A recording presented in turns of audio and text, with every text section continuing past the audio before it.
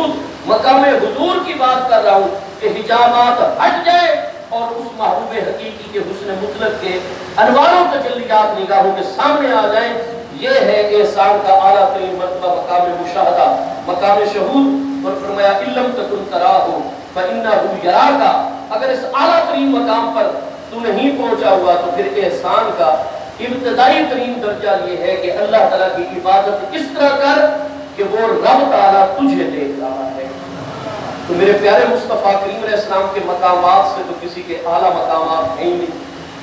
محبوب کریم علیہ السلام کو احسان اور شہود اور حضوری اور مشاہدہ کا سب سے اعلیٰ ترین مقام اللہ کا باقی بارگاہ میں. اور محبوب علیہ السلام نماز پڑھ رہے ہیں اور نماز میں تو بندہ اللہ کے سب سے زیادہ قریب ہوتا ہے. محبوب کا تو مقام مشاہدہ سب سے زیادہ بلند ہے. لیکن چونکہ میرے پیارے مصطفیٰ کریم علیہ السلام عالم خلق میں اللہ پاک کے نائب اکبر ہے. آواز تھوڑی کرو کہ اللہ پاک کے خلیفہ اعظم ہے. لہذا محبوب کریم علیہ السلام رب کریم کے حسن مطلق کے انوار و تجلیات کی طرف بھی مکمل مشغول ہوتے ہیں.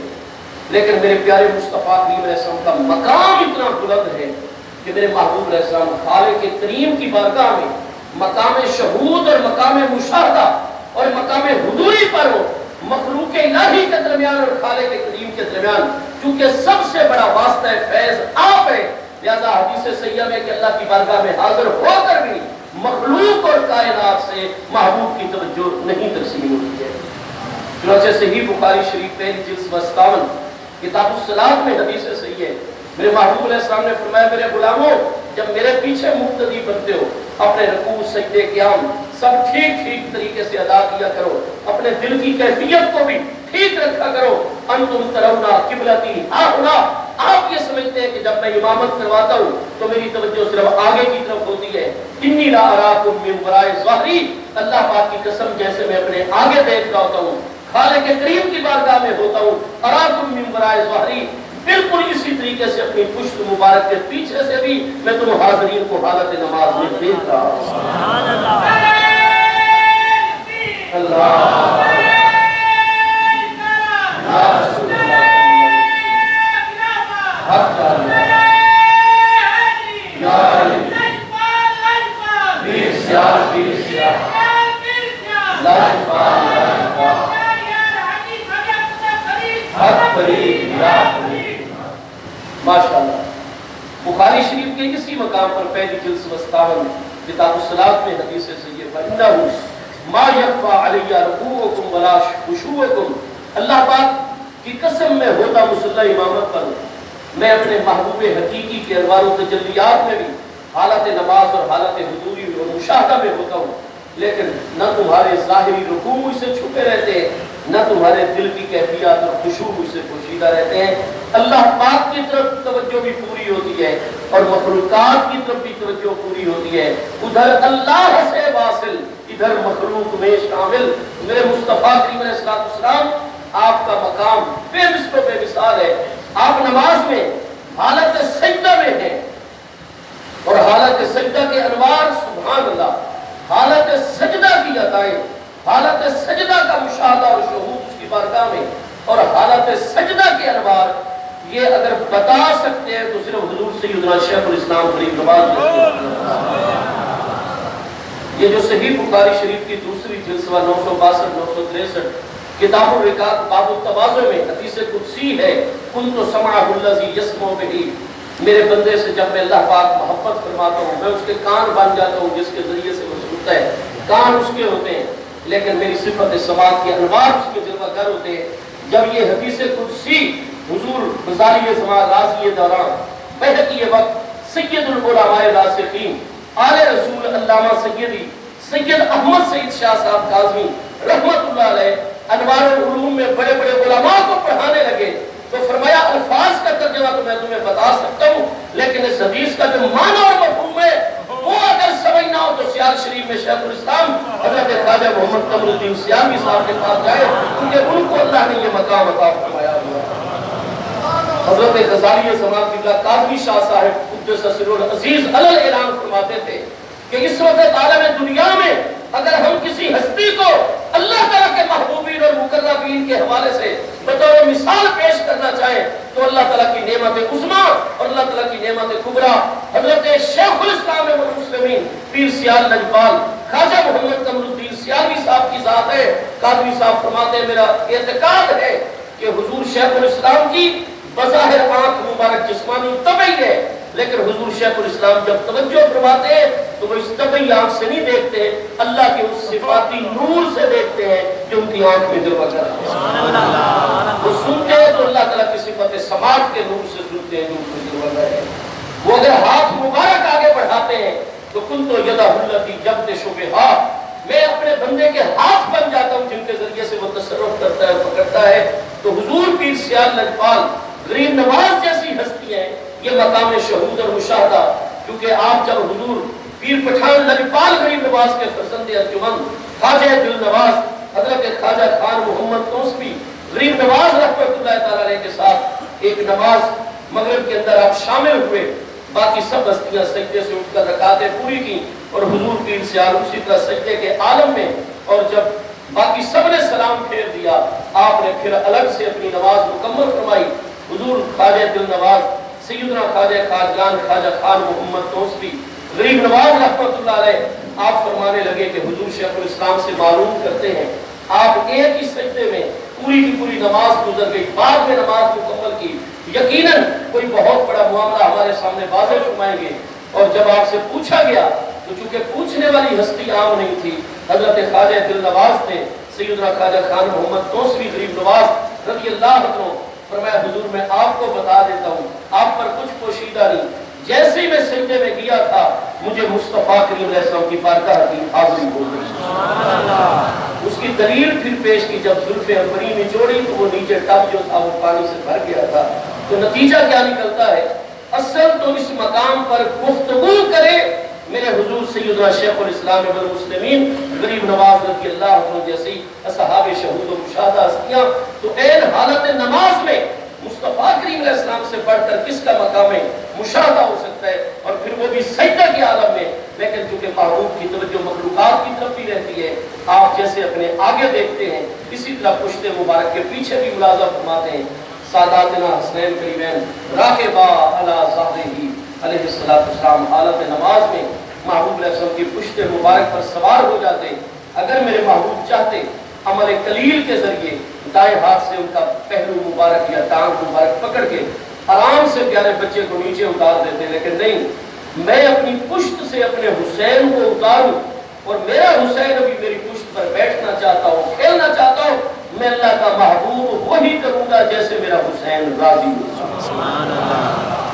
کیا کرتے میرے محبوب علیہ السلام؟ سجدے کو طویل فرما دیتے، اور جب تک حضرت سیدنا امام علی مقام امام حسن مجتبی رضی اللہ عنہ اپنی مرضی سے حضرت امام علی مقام امام حسین شہید کربلا رضی اللہ عنہ کھیلتے کھیلتے نانا جان کے اوپر سوار رہتے ہوئے جب خود ان کی طبیعت سیر ہو جاتی پھر وہ اترتے اور محبوب علیہ السلام اپنا سجدہ مکمل فرما کے اپنی نماز کو مکمل فرماتے. جمعے کا خطبہ میرے محبوب علیہ السلام عطا فرما رہے ہیں ممبر پر، اور جامع ترمذی میں مسند احمد میں یہ دونوں کریم ہستیاں تشریف لا رہے ہیں. جمشیان وجاسران جمشیان وجاسران ایک دوسرے کے ہاتھ پکڑے ہوئے چھوٹے چھوٹے پیارے بچے، 2-4 قدم چلتے ہیں پھر زمین پر آ جاتے ہیں پھر اٹھتے ہیں ایک دوسرے کو سنبھالتے ہیں. پھر محبوب کی توجہ ہو گئی. کیا میرے محبوب نے خطبہ جاری رکھا؟ دوران خطبہ محبوب علیہ السلام کو کلام فرما سکتے ہیں. محبوب کسی بھی اپنے غلام کو حکم دیتے آخری صف والوں کو، میرے غلام میرے پیارے صحابی اٹھیے، میرے پیارے نواسوں کو سنبھال لیجیے اور انہیں صف میں جگہ دیجیے. لیکن نہیں، محبوب نے اپنا خطبہ روک دیا. جمعے کا رکن اعظم نازل عن المنبر، منبر شریف سے اترے، راستہ بندہ چلا گیا، صحابہ کرام بیٹھے ہوئے سمٹتے گئے اور میرے محبوب علیہ السلام نے خود جا کر ان پیارے بچوں کو سینے اقدس کے ساتھ چپتا لیا اور لا کر منبر شریف پر دائیں بائیں جلوہ کر اور فرمایا صدق اللہ، اللہ پاک سچ فرماتا ہے، تمہاری اولاد تمہارے اموال یہ تمہارے لیے آزمائش ہے. رأیت ابنائے بنتیہ، میں نے اپنی سب سے زیادہ لاڈلی اور پیاری بیٹی کے دونوں بیٹوں کو دیکھا اور میں نے گوارا نہیں کیا کہ ہم خطبہ دیتے رہے اللہ کی بارگاہ میں اور میرے پیارے حسنین کریمین جو ہے وہ میری محبت میں آ رہے ہیں اور گرتے پڑتے بڑھتے آ رہے ہیں بچپن کی وجہ سے، فرمایا میں نے خطبہ روک دیا اور ان پیارے بچوں کو جا کر سنبھال لیا۔ لقد کان لکم فی رسول اللہ اسوۃ حسنہ، ہے کاش کہ یزید کے دل میں تھوڑا سا بھی اگر کوئی نور ایمان ہوتا، الفاظ تو اس کے پاس تھے کلمہ شہادت کے۔ میں جس مسئلے میں امام اعظم ابو حنیفہ رضی اللہ عنہ جیسی ہستیاں، حضور سیدنا شیخ الاسلام والمسلمین غریب نواز رضی اللہ عنہ جیسی ہستیاں، حضرت اعلیٰ سیالوی غریب نواز رضی اللہ عنہ جیسی ہستیاں، اس لیے کہ اگر ہمیں اللہ اس کے محبوب اور دین کے حقائق کا پتہ چلا ہے، وہ حضور پیر سیال کی برکت سے پتہ چلا ہے۔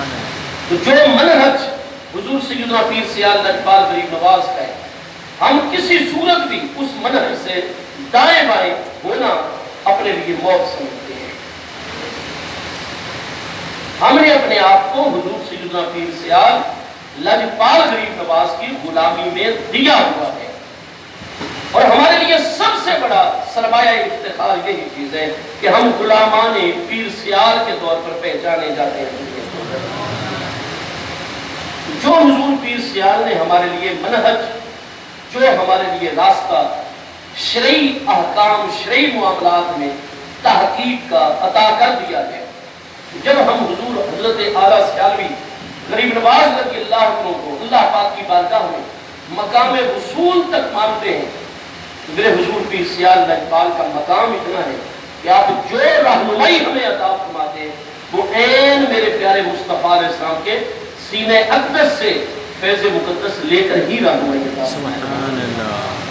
اس لیے میں یزید کے بارے میں سکوت کا قائل ہوں۔ سکوت کا یہ مطلب نہیں ہوتا کہ ہم اسے کافر نہیں کہتے، سکوت کا معنی ہمارے نزدیک یہی ہے، حتیٰ کہ امام اہل سنت امام احمد رضا فاضل بریلوی کی فتاوی رضویہ کی 14ویں جلد کے اندر بھی آپ ملاحظہ فرمائیں، جب آپ سے سوال ہوا کہ کیا یزید کی بخشش ہو جائے گی، تو امام احمد رضا جیسے فقیر ارشاد فرماتے ہیں ظاہر شریعت کے احکام کی پاسبانی اور حفاظت کرنے والے فقیر اور عالم، وہ فرماتے ہیں امام احمد بن حنبل کے نزدیک یزید کافر ہے، لہذا ابد الآباد تک امام احمد بن حنبل علیہ رحمت کے نزدیک یزید کی بخشش نہیں ہوگی، وہ ابد الآباد تک ہمیشہ ہمیشہ تک کے لیے جہنم کی آگ میں جلتا رہے گا۔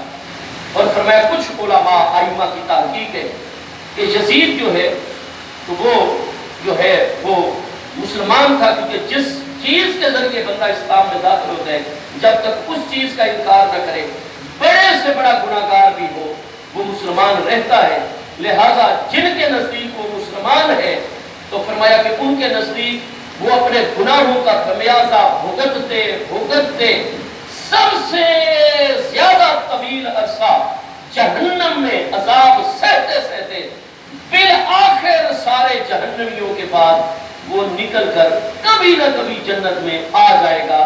یہ ان کے نزدیک ہے جو اس کو کہتے ہیں کہ وہ دنیا میں سب سے بڑا فاسق، سب سے بڑا فاجر، سب سے بڑا خبیث، سب سے بڑا پلید ہے، لیکن ہمارے پاس دلیل نہیں کہ ہم کہیں کہ وہ جن چیزوں کی وجہ سے اسلام میں بندہ داخل ہوتا ہے ان میں سے کسی ایک ضرورت دینی کا کبھی اس نے انکار کیا ہو، لہذا جو لوگ اس طرح کا اس کے بارے میں ذہن رکھتے ہیں ان کے نزدیک تو وہ سب سے بڑا جو اہل اسلام گناہگاروں کے لیے عذاب ہوتا ہے وہ بھگت کر بالآخر کبھی نہ کبھی جنت میں آ جائے گا۔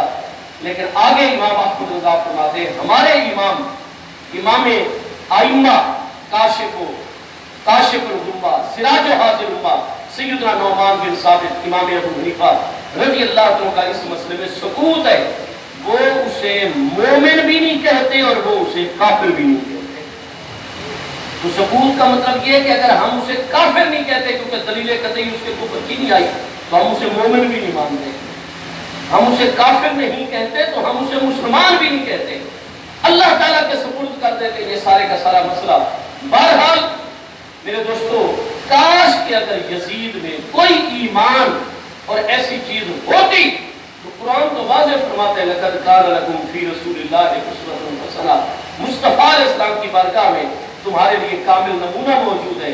اور میرے پیارے مصطفیٰ علیہ السلام کا تو حضرات امہات المومنین کو سپیشل حکم ہے کہ کوئی ایسا معاملہ نہ کیا جائے میری ازواج مطہرات کے جن مبارک گھروں میں سے جس گھر میں میرا پیارا حسین آ جائے، جو حسین کے دل کا تقاضا ہو حسین کرتا چلا جائے، کبھی کوئی ایسا عمل یا بات نہ کی جائے جو میرے حسین کے دل پر وزن ڈالے، ان کی رنجیدگی کا باعث بنے۔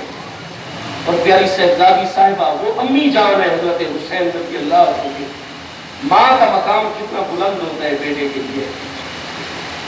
وہ سیدہ تو نساء العالمین، سیدہ خاتون جنت، مقام صدیقیت کبریٰ سے بھی اعلیٰ مقام قرب اور مقام تقرب، یہ حضرت پیاری صاحبزادی صاحبہ سلام اللہ تعالیٰ علیہ کا باطنی مقام ہے اللہ کی بارگاہ میں۔ لیکن محبوب علیہ السلام بطور خاص فرماتے ہیں، آپ جس کام میں مصروف ہو وہ کام روز کیا کریں اور میرے پیارے حسین کو سنبھالا کریں۔ مجھے رونے کی آواز نہ آیا کرے حسین کی، کیونکہ اِنَّ بُكَاءَهُ يُؤْذِينِي، ان کا رونا مجھے تکلیف پہنچاتا ہے۔ طبقات ابن سعد کے اندر حضرت سیدہ اسماء بنت امیس رضی اللہ تعالیٰ عنہ اور حضرت سیدہ ام الفضل بنت حارث رضی اللہ تعالیٰ محبوب علیہ السلام کی چچی جان کا تذکرہ ہے، آپ وہاں ملاحظہ فرمائیں گے۔ محبوب علیہ السلام کے چچا حضور سیدنا عباس بن عبد المطلب ہاشمی رضی اللہ عنہ کی آپ زوجہ محترمہ ہیں۔ حضرت ام المؤمنین سیدہ میمونہ بنت حارث رضی اللہ عنہ کی آپ ہمشیرہ محترمہ اور محبوب کی چچی جان ہیں، سیدہ ام الفضل بنت حارث رضی اللہ عنہ۔ نام ان کا حضرت رملہ تھا، رملہ الکبریٰ۔ چونکہ انہوں نے خواب دیکھا تھا محبوب علیہ السلام کے جسم نازنین سے گوشت مقدس کا ایک حصہ کٹ کے الگ ہو جاتا ہے، فضا میں اڑتا ہوا ان کی گود میں، اور محبوب نے تعبیر عطا فرمائی تھی، حضرت حسین رضی اللہ عنہ کی ولادت تھی۔ محبوب کی چچی جان سیدہ ام الفضل رضی اللہ عنہ حضرت امام حسین وہ اپنی گود میں لیے ہوئے ہیں۔ ایک دن محبوب علیہ السلام کا حکم پہنچا، چچی جان ہمارے پاس تھوڑا سا وقت ہے، میرے پیارے حسین کو لے کر آئے، میں ان سے ملنا چاہتا ہوں۔ طبقات ابن سعد اور کتنی کتابوں میں صحیح سند کے ساتھ الاصابہ کے اندر حافظ ابن حجر اس حدیث کو حسن حدیث قرار دیتے ہیں۔ وہ اٹھا کر محبوب علیہ السلام کی بارگاہ میں لے کر آئے۔ میرے محبوب بہت خوش ہوئے۔ چچی جان حضرت ام الفضل کے ہاتھوں سے حضرت حسین کو لے کر میرے مصطفیٰ کریم علیہ السلام نے اپنے سینے اقدس سے لگایا، اپنی گود میں بٹھا دیا۔ جب پیارے بچے کو گود میں بٹھایا، فقالا، حضرت سیدنا امام حسین رضی اللہ عنہ بالکل بچے، آپ نے محبوب علیہ السلام کی گود مبارک میں چھوٹا پیشاب فرما دیا، جیسے بچوں کا معاملہ ہوتا ہے۔ حضرت ام الفضل کی توجہ دے، وہ محبوب علیہ السلام کی چچی جان ہے، حضرت امام حسین کی دادی جان ہے۔ انہوں نے کیا کیا؟ پسند کر بڑے ہلکے سے انداز میں حضرت امام حسین رضی اللہ عنہ کی پشت مبارک پر ایسے آرام سے تھپڑ مار دیا، ہاتھ مبارک لگا دیا آرام سے، اور فرمایا کہ آزیت النبی صلی اللہ علیہ وسلم یا صدیقو، اے چھوٹے پیارے بچے، آپ نے تو مصطفیٰ علیہ السلام کو تکلیف پہنچائی، بلتفی حجرے ہی آپ کی گود مقدس میں چھوٹا پیشاب کر دیا۔ بس حضرت ام الفضل نے جو ہلکی سی چپل حضرت امام حسین کی پشت مبارک پر لگائی اور حضرت حسین رونے لگے، میرے مصطفیٰ علیہ السلام بے چین ہو گئے۔ پیشاب اور کن چیزوں کی طرف فرمایا پانی لائیں جدھر ہمارا دامن مقدس دھو دیا جائے، لیکن فرمایا یا ام الفضل انکی قد تعزیتی، ہاں جی ابنی، آپ نے میرے پیارے بچے کو اذیت اور تکلیف پہنچائی ہے، آپ نے یہ ہلکا پیار سے بھی نرم سا ہاتھ کیوں میرے حسین کی پشت مبارک؟ کیا حضرت ام الفضل رضی اللہ عنہ جن کی گود میں حضرت امام حسین رضی اللہ عنہ محبوب کے حکم کے باوجود پرورش پا رہے ہیں؟ ٹھیک ہے، اور پھر معاملہ یہ ہوا کہ محبوب علیہ السلام کی گود مقدس میں یہ معاملہ ہو گیا۔ فرمایا بے شک ہمارا پیارا بچہ ہے، بچے ایسا کرتے رہتے ہیں۔ اس لیے جب حضرت مجدد الفسانی سیدنا شیخ احمد سرہندی فاروقی 1034 ہجری میں آپ کا وصال ہے سرہند شریف انڈیا میں، آپ نے باقاعدہ طور پر اپنے نواسے کے حوالے سے تمنا کی، اللہ پاک میں نے اس لیے بیٹی کی دعا کی تھی کہ میرے پیارے مصطفیٰ علیہ السلام کی 4 مبارک بیٹی ہیں، اور میں تمنا کرتا ہوں کہ میری زندگی میں میری بچی کی شادی ہو، پھر اللہ تعالیٰ اس کو بیٹا عطا کرے، وہ میں بیٹا اٹھاؤں، میری گود میں بیٹا بیٹھا ہوا میرا نواسا، اور وہ تھوڑا سا پیشاب کر دے، تاکہ یہ جو ایک سنت شرعی نہیں ہے، مجھے محبوب کی سنت سے اتنی محبت ہے کہ میرے ساتھ بھی وہ معاملہ ہو جائے جو مصطفیٰ کریم علیہ السلام نے اپنے نواسے سے محبت. میرے دوستو، اگر حضرت سیدہ ام الفضل رضی اللہ عنہ جن کی گود مبارک میں امام حسین تربیت پاتے، محبوب کی گود میں یہ معاملہ ہو گیا، انہوں نے ہلکی سی چپت ایسے لگا دی ہے، وہ بھی پیار اور محبت کے انداز میں، اور حضرت امام حسین رو پڑتے ہیں تو محبوب کریم علیہ السلام مضطرب ہو جاتے ہیں، بے چین ہو جاتے ہیں. ٹھیک ہے، یہ نانا جان اور نواسے کا معاملہ تھا، حضرت سیدہ ام الفضل آپ نے ان کو کیوں ہاتھ لگایا اور آپ نے کیوں میرے حسین کو بلایا؟ محبوب علیہ السلام فرماتے ہیں آئندہ کبھی بھی اس طرح کا معاملہ نہ ہو، بے شک وہ ہماری بارگاہ میں جو بھی کریں، لیکن آپ نے آئندہ ان پر ہاتھ کیوں اٹھانا؟ میرے حسین کے لیے کوئی ایسا معاملہ نہیں کرنا جن کی وجہ سے ان کو رونا آ جائے. میرے دوستو، نماز جن کے لیے لمبی کر دی جاتی ہے، سجدے طویل کر دیے جاتے ہیں، جمعے کا خطبہ رکن اعظم ہے جمعہ کا وہ چھوڑ دیا جاتا ہے، تو محبوب کی سیرت طیبہ میں تو ہمارے لیے کامل نمونہ ہے. ہمیں بڑے سے بڑا معاملہ روکنا پڑے ہم روک دیں، لیکن حسنین کریمین کی مقدس طبیعتوں پر ہم غلاموں کی وجہ سے کوئی منفی اثر نہیں آنا چاہیے، کوئی بوجھ گرانی ان کے پاس نہیں آنا چاہیے. حضرت سیدنا امام حسین رضی اللہ عنہ کے امور و معاملات کی طرف محبوب کی اتنی توجہ تھی، حتیٰ کہ جب وہ مدینہ طیبہ سے چلتے ہیں راہ شہادت کی طرف حق کی پاس پانے کی خاطر، تو ان کی شہادت گاہ کے وقت محبوب علیہ السلام حدیث صحیح کے مطابق ہے شہید تو قتل الحسین ہے آنفن، میں ابھی حسین کی قتل گاہ میں موجود تھا. وہاں توجہ ہے، جب وہ مدینہ طیبہ سے چل رہے توجہ نہیں تھی، مکہ مکرمہ میں چل وغیرہ توجہ نہیں تھی، کوفہ عراق کی طرف نہیں، وہ ہر وقت محبوب کی توجہ ہاتھ کے اندر ہے. لیکن میرے پیارے مصطفیٰ کریم صلی اللہ علیہ وسلم کی بارگاہ میں مقام ایسا ہے کہ کبھی بھی وہ محبوب کی توجہ سے ادھر ادھر نہیں ہے.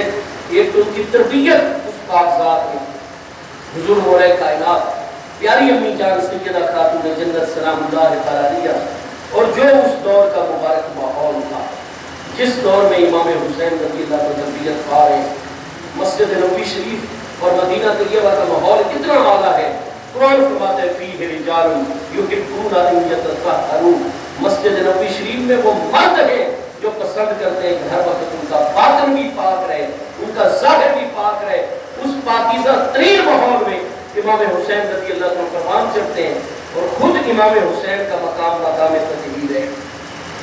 جب حضرات امہات المومنین کی شان میں آیت تطہیر اتری تھی اور پورا رکوع محبوب نے 4 ہستیوں پر چادر ڈالی تھی، جن میں سیدنا امام حسین بھی جلوہ کریں، آیت تطہیر کی تلاوت بھی فرمائی تھی اور دعا بھی فرمائی تھی اللہم ہؤلاء اہل بیتی و عامتی. تو نتیجہ کیا ہے؟ حضرت سیدنا امام حسین رضی اللہ عنہ کو بچپن سے یہ مقام تطہیر حاصل ہے.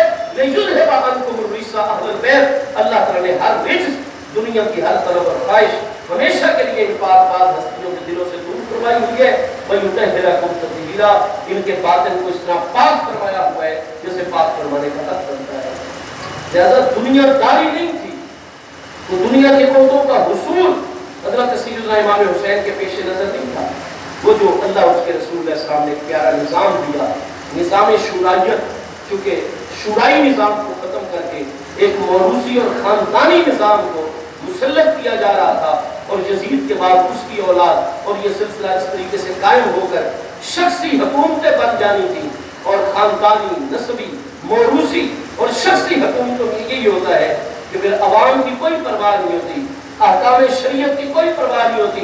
جو ان موروثی حکمرانوں کی چاپلوسی کرے اس پر ان کی ساری کنایات ہوتی ہیں، اور جو ان کے آگے اللہ اس کے رسول اللہ صلی اللہ علیہ وسلم کے احکام بیان کرے ان کی گردنیں اڑا دی جاتی ہیں. اور جتنا اسلام کو نقصان موروثیت نے دینا تھا، چونکہ اتنا نقصان کسی چیز سے نہیں پہنچنا تھا، تو حضرت امام حسین نے کیا کیا؟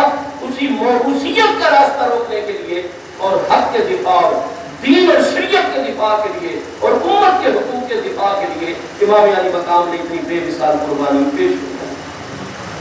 کیا بخاری شریف دوسری جلد صفحہ 957 کتاب الفتن کے اندر حدیث صحیح موجود نہیں ہے؟ حضرت سیدنا ابو ہریرہ رضی اللہ عنہ جو محبوب کا فرمان روایت کرتے ہیں، یہی حدیث بخاری شریف دوسری جلد صفحہ 905 پر بھی موجود ہے.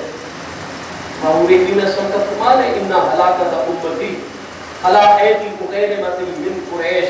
بعض جگہ ہے صحیح سند کے ساتھ صفحاء من قریش، بے شک میری امت کی ہلاکت، تباہی، بربادی کا دور اس وقت شروع ہوگا جب قریش کے کئی بے وقوف، ناسمجھ نا تجربہ کار غیر سنجیدہ لڑکے جو ہے وہ حکمران بن جائیں گے۔ یہ بخاری شریف میں دو مقامات پر حدیث سے ہے۔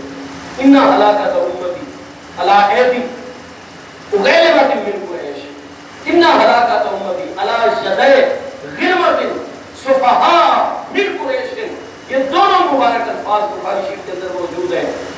حضرت ابو ہریرہ اس حدیث کے راوی ہیں، اور سیدنا ابو ہریرہ مروان کو خطاب کرتے ہوئے ارشاد فرما رہے ہیں لو شئت لأسمیہم، اگر میں چاہوں تو مصطفیٰ کریم علیہ السلام نے ان بے وقوف، ناسمجھدار، غیر تجربہ کار، غیر سنجیدہ، غیر ذمہ دار قریش کے ان لڑکوں اور حکمران چھوکروں کے مجھے ایک ایک کے نام بھی بتائے ہوئے ہیں۔ لو شئت لأسمیہم، اگر میں چاہوں تو ان میں سے ہر ایک حکمران کرنے والے، کوئی مرکز میں حکمران ہوگا، کوئی صوبے کا گورنر ہوگا، کوئی فوج کا سالار ہوگا، میں ان لڑکوں کے نام تک بھی تمہیں بتا سکتا ہوں۔ بخاری شریف سے کیا ثابت ہو رہا ہے کہ میرے پیارے مصطفیٰ کریم علیہ السلام کی ذات بابرکات نے غیب کی یہ خبر اپنے پیارے صحابہ کرام بالخصوص حضرت سیدنا ابو ہریرہ رضی اللہ عنہ کو عطا فرمائی ہوئی ہے کہ امت کی ہلاکت کا دور آئے گا، فلاں فلاں لڑکے حکمران بنیں گے۔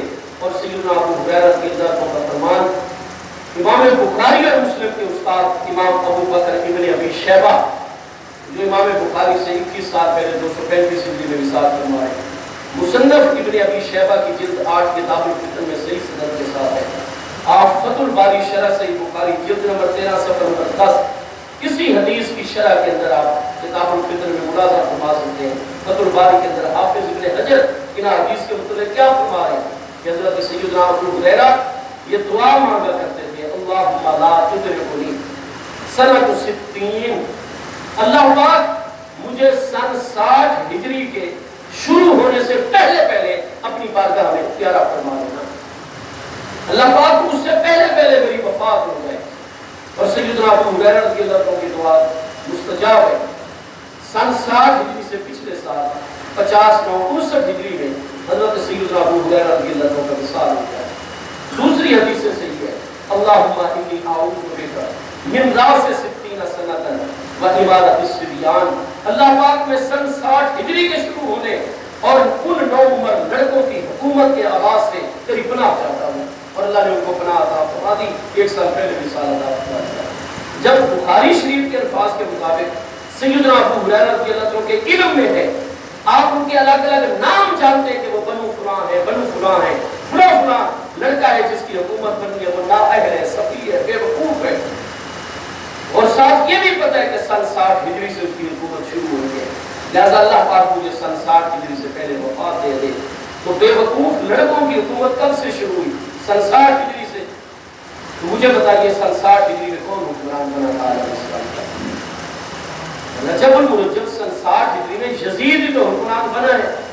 اس لیے حافظ ابن حجر فتح الباری شرح صحیح بخاری جلد 13 صفحہ 10 پر بھی بات لکھتے ہیں۔ امام بدر الدین محمود عینی حنفی جو 855 ہجری میں وصال فرما رہے ہیں، وہ یہی بات عمدۃ القاری شرح صحیح بخاری میں حدیث کی شرح فرماتے ہیں جلد 22 کے اندر۔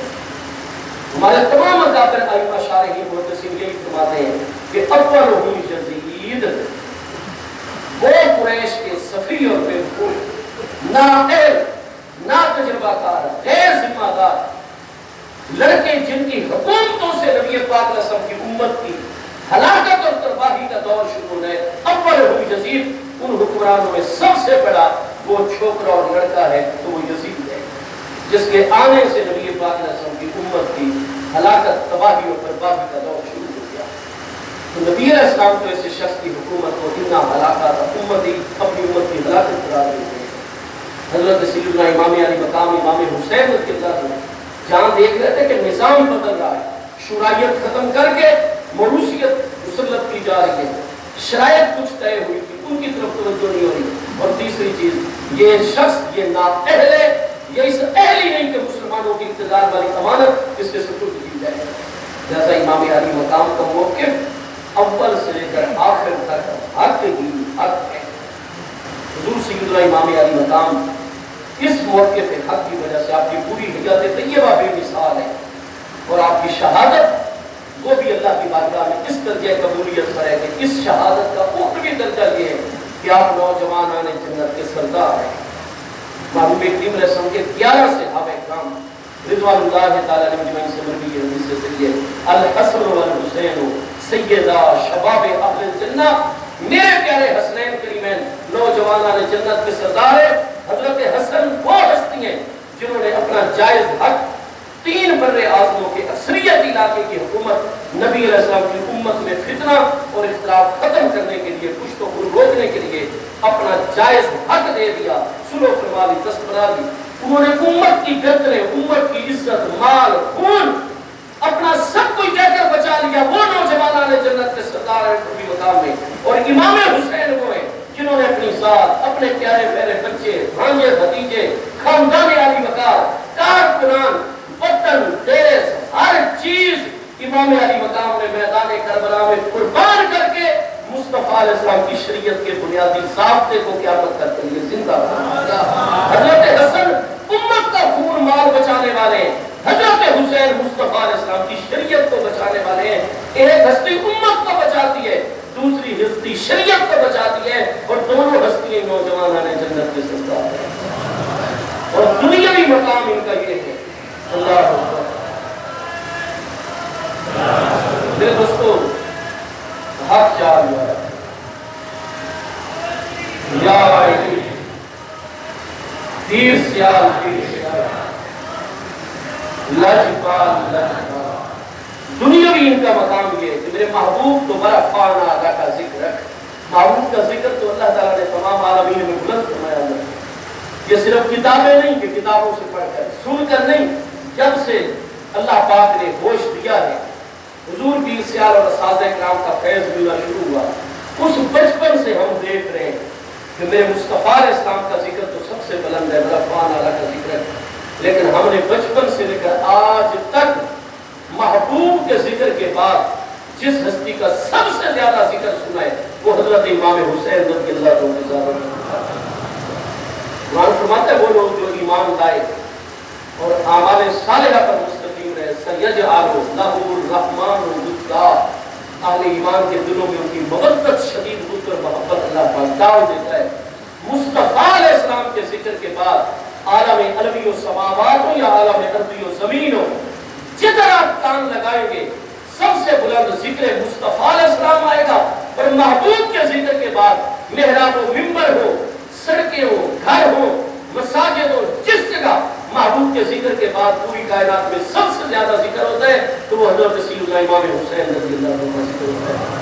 حضور پیر سیال لجپال غریب نواز رضی اللہ عنہ کی پیاری تعلیم یہ ہے کہ حضرت سیدنا امام حسین رضی اللہ عنہ اول سے لے کر آخر تک حق کی حق پر ہے، اور حضور پیر سیال حضرت سیدنا امام حسین رضی اللہ عنہ کی نسبت کو اپنے لیے سب سے بڑا سرمایہ افتخار قرار دیتے ہیں۔ میرے دوستو، کیونکہ اس وقت آپ کھلتے کہ کیا پوری دنیا کے بالخصوص عالم اسلام کے حوالے سے حالات ملاحظہ فرما رہے ہیں کہ گریٹر اسرائیل کا جو منصوب ہے وہ بالکل جو ہے اپنے پاؤں پھیلا رہا ہے۔ متحدہ عرب امارات نے اسرائیل کو تسلیم کر دیا، کیا مطلب ہے؟ اب وہ اپنا سفارت خانہ بھی کھولے گا ادھر بیت المقدس کی طرف بیروت میں۔ اسرائیل متحدہ عرب امارات میں اپنا باقاعدہ طور پر سفارت خانہ کھولے گا، آنے جانے ہوں گے، تعلق ہوں گے، سارا کچھ ہوگا، یہ سارے معاملات وہ ہڑپ کرتا چل جائے گا، اور نبی علیہ السلام کا فرمان بالکل اب نتیجہ لانے والا ہے، ویل للعرب من شر قد اقترب۔ اور اس کے مقابلے میں جو محبوب علیہ السلام نے فرمایا کہ پھر حرمین طیبین کے علاوہ تو ہر طرف دجال گھوم جائے گا، اور دجال کا کون انتظار کرتے ہیں؟ یہود انتظار کرتے ہیں۔ وہ یہود کا وڈیرا اور بزرگ ہے، صہیونی یہودیوں کا، لہذا حرم مکہ اور حرم مدینہ کی حفاظت وہ جو محبوب فرماتے ہیں کہ مشرق کی طرف سے پھر فوجیں نکلنی ہیں، پہلے انہوں نے پورا بر صغیر فتح کرنا ہے، ہندوستان، انشاءاللہ تعالیٰ بنگلہ دیش کے مسلمان، پاکستانی افواج مسلمان، افغانستان کے مسلمان اس پورے خطے میں پرچم اسلام لہراتے ہوئے، اور یہ سارا جناب ایران لشکر نکلے گا ایران کے صوبہ اصفہان میں سے 70,000 یہودیوں کا دجال کی حمایت میں، اس کو بھی اگر کنٹرول کرنا ہے تو یہاں ہماری افواج نے کرنا ہے، ہمارے خطے کے مسلمانوں میں، اور بالآخر مدینہ طیبہ حرمین کی امام مہدی رضی اللہ عنہ کے دور تک بھی اور پھر ان کی آمد کے بعد بھی اگر حفاظت ہوگی تو مشرق کی طرف سے، اور مشرق میں مدینہ طیبہ سے لے کر وہ جاپان کے آخری جزیروں تک آپ چلے جائیں، آپ کو پاکستان کی افواج سے بڑی کوئی مسلمانوں کی فوج نہیں نظر آ رہی. تو ہم نے حفاظت کرنی ہے. اگر ادھر دجال اپنا فتنہ پھیلا رہا ہے, شیطان اگر اپنے سازشوں کو تیار کر رہا ہے, تو مکر و مکر اللہ واللہ خیر الماکرین, اللہ بھی اپنی خفیہ تدبیر چلا رہا ہے. تو ہمارے خطے میں گرینڈ الائنس بنتا چلا جا رہا ہے, جس میں چائنا ہے, پاکستان ہے, ایران ہے, افغانستان ہے, روس ہے, اور برفی کردار انشاءاللہ پاکستان کا ہونا ہے. تو اس لیے دشمن طاقتیں چاہتی ہیں کہ پاکستان میں انتشار پیدا کیا جائے. ایک مرتبہ پھر شیعہ سنی کی لڑائی. میرے دوستوں, وہ جو ایک انتہائی شکی ذاکر ہے, بالکل ہم اس چیز کی حوصلہ افزائی کرتے ہیں کہ اس کا نوٹس لیا گیا, FIR درج ہوئی, واصف علوی. اب یہ ہے ہمارا مطالبہ ہے کہ اس کو جلد از جلد گرفتار کیا جائے اور بالکل کسی قسم کی کوئی لوگ رعایت نہ کی جائے. اور وزیر اعظم صاحب کے سامنے بھی یہ بات ہم رکھ رہے ہیں, اتنے بڑے مرکز اسلام آستانہ سیال شریف سے, یہ آپ کے ساتھ جو کچھ مشیر اور یہ لگے ہوئے جو غیر ملکی طاقتوں کے اعلی کار بن کر ملک میں آگ لگانا چاہتے ہیں, آپ ان کو سائڈ پہ کریے, ورنہ یہ آپ کی تباہی کا موجب بن جائیں گے. اور قانون آئین کی ہر صورت میں بالادستی قائم کیجیے. ہمارا مطالبہ ہے اگر یہ ادارے اپنا فریضہ ادا کریں اور آصف الوی کو قرار واقعی سزا دے کر عبرت کا نشانہ بنائیں, اور واقعی اگر کوئی بھی ہے کسی جماعت کا اگر وہ انتشار افتراق کا باعث بنتا ہے اور اس وقت مسلمانوں میں کمزوری کا, بالکل اس کے لیے قرار واقعی سزا ہونی چاہیے. کہ آپ اس چیز کی تائید کرتے ہیں یا نہیں کرتے؟ ہم شدید اس شخص کی ذاکر کی مذمت کرتے ہیں. مطالبہ ہے ہمارا شدید کہ اس کو قرار واقعی سزا دی جائے. اور حضرت سیدنا امیر المومنین ابو بکر صدیق رضی اللہ عنہ کے لیے ایک تو پیر بھائیوں کے لیے پیغام ہے, لڑائی جھگڑا کرنا ہمارا مقصود نہیں ہے. اگر آپ کے علاقے میں کوئی ایسا فتنہ گیز شر پھیلاتا ہے, حضرت صدیق اکبر کی توہین کرتا ہے, آپ اس پر ثبوت اکٹھے کیجئے, اس کی ویڈیو بنائیے, گواہ قائم کیجئے, اور جا کر قریبی پولیس اسٹیشن میں اپنا فریضہ ادا کیجئے, اس کے خلاف FIR درج کروائیں آپ. دوسرا یہ ہے کہ حضور پیر سیال کی جانب سے یہ بھی بالکل واضح اعلان ہے کہ مشرق سے مغرب, شمال سے جنوب تک حضرت صدیق اکبر کے موقف پر علمی طور پر جس کو بھی دل کرے وہ سیال شریف میں رابطہ کرے, ہم حضرت صدیق اکبر کا مکمل علمی دفاع کریں انشاءاللہ تعالی, سنجیدگی کے ساتھ, بغیر تعصب کے. جو حضرت صدیق اکبر رضی اللہ عنہ کے معاملے میں خلفائے راشدین انشاءاللہ سیال شریف سب سے پہلے آواز بلند کرتا ہے, اور اب بھی سیال شریف ہی صفحے اول میں ہوگا. جس شیعہ کی مرضی ہو, جس عیسائی کی مرضی ہو, ہندو سکھ کی مرضی ہو, وہ آئے حضرت صدیق اکبر کے بارے میں بات کرے. انشاءاللہ سیال شریف میں سب کچھ واضح کر کے دکھایا جائے گا. اللہ پاک میری آپ سب کی حاضری کو قبول فرمائے. آپ سب کو دین و دنیا کی ہر خیر. 9-10 محرم آ رہے ہیں, آپ حضرات پوری توجہ سے اپنی ذمہ داری کا احساس کریں گے, اور 12 اور 13 محرم شریف کو حضور خواجہ غریب نواز, ثالث غریب نواز, مجاہد اعظم سیدنا خواجہ قادگان خواجہ محمد ضیاء الدین سیالوی صاحب پیر سیال کا عرس مبارک بھی آستانہ آگے پر منگل اور بدھ کو انشاءاللہ تعالی. اللہ آپ سب کو سلامت رکھے.